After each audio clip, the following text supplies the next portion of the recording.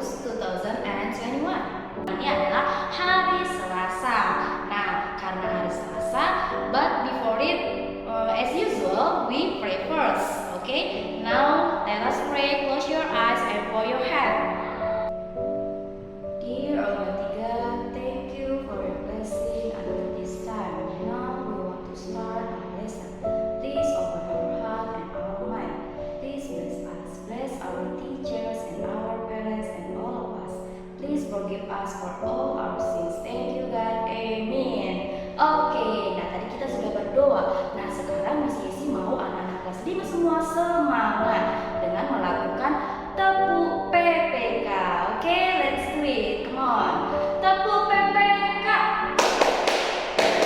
Religius, nasionalis, mandiri, gotong royong, integritas. Salam PPK. Salam cerdas, berkarakter, menyenangkan, luar biasa, hebat. Nah, tepuk semangat. Semangat.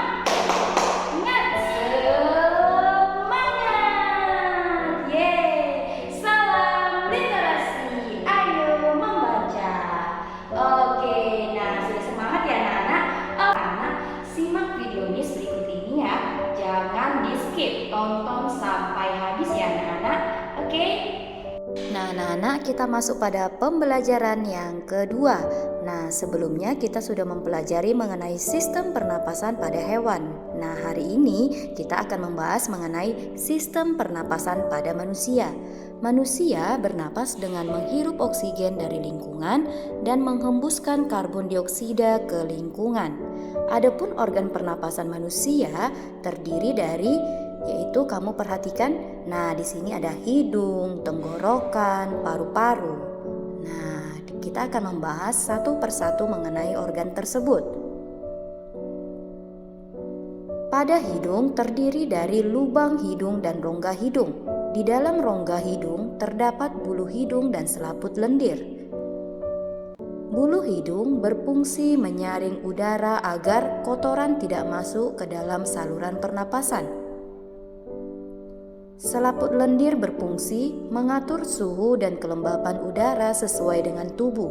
Selanjutnya tenggorokan. Tenggorokan merupakan saluran yang dilewati udara dari hidung menuju paru-paru.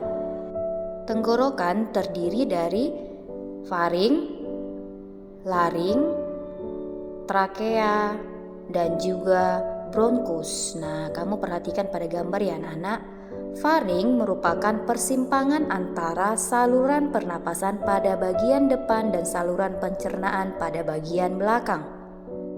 Yang kedua, laring. Laring atau tekak atau disebut dengan jakun terdapat di bagian belakang faring.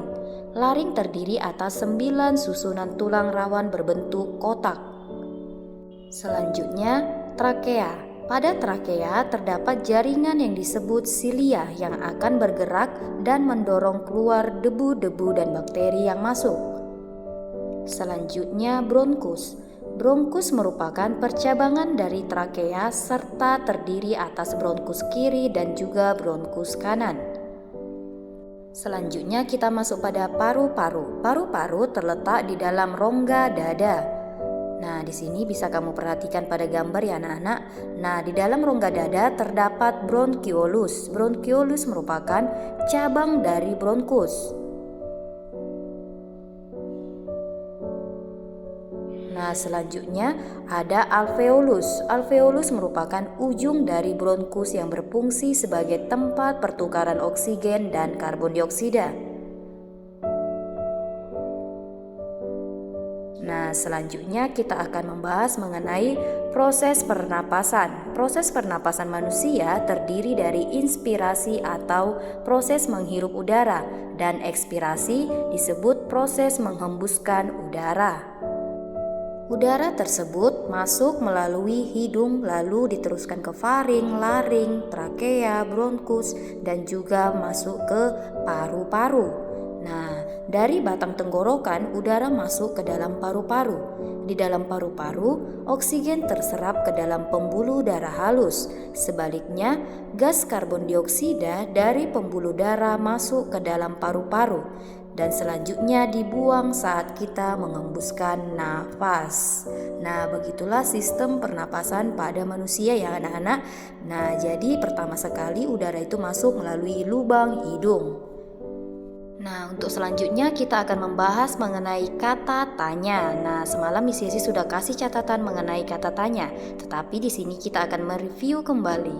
Kata tanya adalah kata yang digunakan dalam membuat kalimat tanya. Kata tanya terdiri dari apa, di mana, kapan, siapa, mengapa, bagaimana, atau biasanya kita sering mengenalnya dengan singkatan adik Simba. Bisa ya nak, adik Simba. A untuk apa, di untuk di mana, K untuk kapan, C untuk siapa, M untuk mengapa, dan ba untuk bagaimana. Nah, itu dia. Agar kamu lebih mudah mengingatnya, kamu boleh mengingat adik Simba. Bisa ya anak-anak? Nah, di sini ada beberapa contoh mengenai penggunaan kata tanya. Nah, coba kamu perhatikan di situ, salah satunya apa fungsi dari alveolus? Nah, dan jawabannya alveolus berfungsi sebagai tempat pertukaran oksigen dan karbon dioksida. Nah, untuk selanjutnya kamu boleh membacanya ya anak-anak.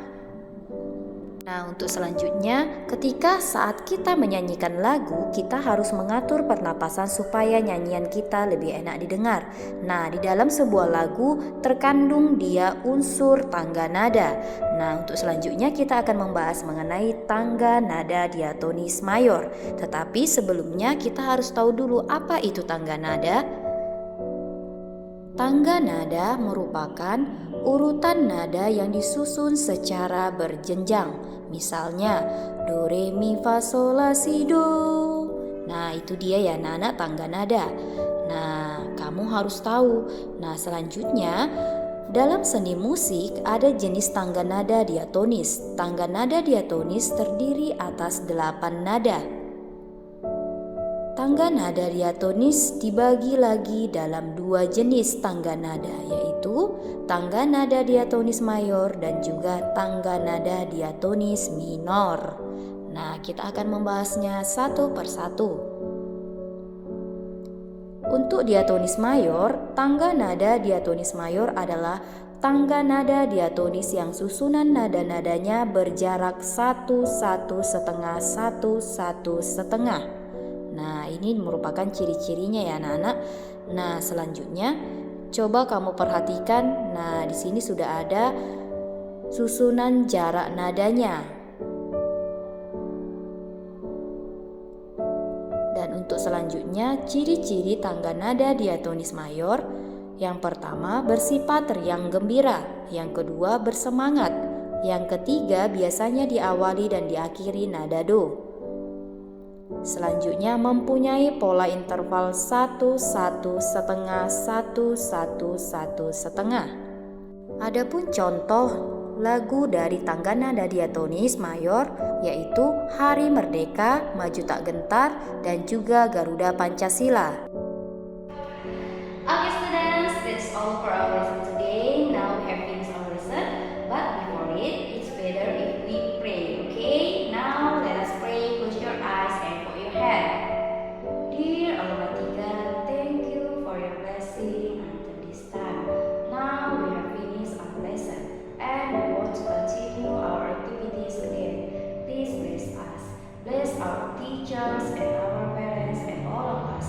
Please forgive us for all our sins. Thank you God. Amin. Oke, nah anak-anak, jika kamu sudah menonton video yang tadi, Miss harap anak-anak semua jika belum mengerti ataupun belum paham, kamu boleh membaca buku kamu ya anak-anak. Oke, that's all for today's